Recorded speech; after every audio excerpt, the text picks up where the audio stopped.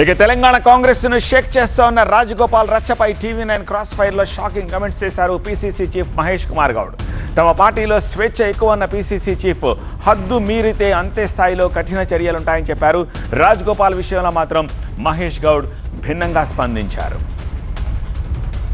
రాజగోపాల్ క్రమశిక్షణ రాహిత్యం చేస్తున్నాడా లేదో తెలియదు, కానీ తన ఆవేదన మాత్రం వ్యక్తం చేస్తున్నాను అంటున్నారు. నాకు జరిగిన అన్యాయాన్ని వ్యక్తం చేస్తానంటున్నారు. అలా Congress party being PCC president వాళ్ళందరినీ ఏదో ఒక వాళ్ళ సమస్యకి అడ్రస్ అన్న చేయాలి, లేదు అనుకుంటే యాక్షన్ అన్న తీసుకోవాలి కదా. ఎందుకని ఇక్కడ వైఫల్యం? ఒకటి నేను గతంలో కూడా చెప్పాను, కాంగ్రెస్ పార్టీలో ఉన్నటువంటి ప్రజాస్వామిక స్వేచ్ఛ, మాట్లాడే హక్కు ఏ ఇతర పార్టీలో ఉండదు. అది శృతిమించినప్పుడు చర్యలు ఉంటాయి.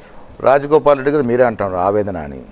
నేనంటలా అలా ఆయన నిజంగా ఆవేదన కాదు. పోనీ మీరు చెప్పండి, ఆవేదన ముందు 100% ఆయన కమిట్మెంట్ ఇచ్చిన మాట మీరున్నారా? కమిట్మెంట్ నేను దానికి పార్టీ కాదు, బట్టి అయితే కమిట్మెంట్ ఇచ్చినప్పుడు నేను ఉన్నానని.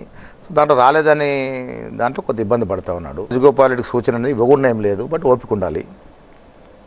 Patience space in Congress party. So Sudarshan రెడ్డికి ఇవ్వాలని ప్రయత్నం జరుగుతున్నప్పుడు వాస్తవం, ఇవ్వడం కూడా న్యాయమే. రాజగోపాల్ రెడ్డి కమిట్మెంట్ ఉన్నది మాట చెప్తా ఉన్నారు, అది న్యాయమే. బట్ మనకు ఒక సీలింగ్ ఉంది క్యాబినెట్కి, 10 గంటకి 3 ఉన్నాయి కదా. 3లో ఇద్దరు రెడ్లకి ఇచ్చేసి ఒక బీసీకి ఇచ్చి కాంప్రమైజ్ ఏమైనా చేస్తారా? మళ్ళీ రెడ్డి ఆధిపత్యం ఇక్కడ కనిపిస్తుంది. మీ బీసీ ఆలోచన సమీకరణలు జరుగుతూ ఉన్నాయి. రాజగోపాల్ రెడ్డిని బుజ్జగిస్తారా, క్రమశిక్షణ చర్యలు తీసుకుంటారు?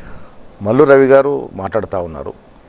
అంటే క్రమశిక్షణ చర్య అనేది ఫైనల్, అది అంత దూరం ఇంక రాలే కదా.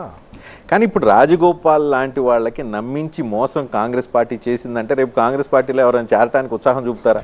నమ్మించి మోసం కూడా కాదు, సమీకరణ వల్ల కొద్దిగా ఆలస్యం అవుతూ ఉంది.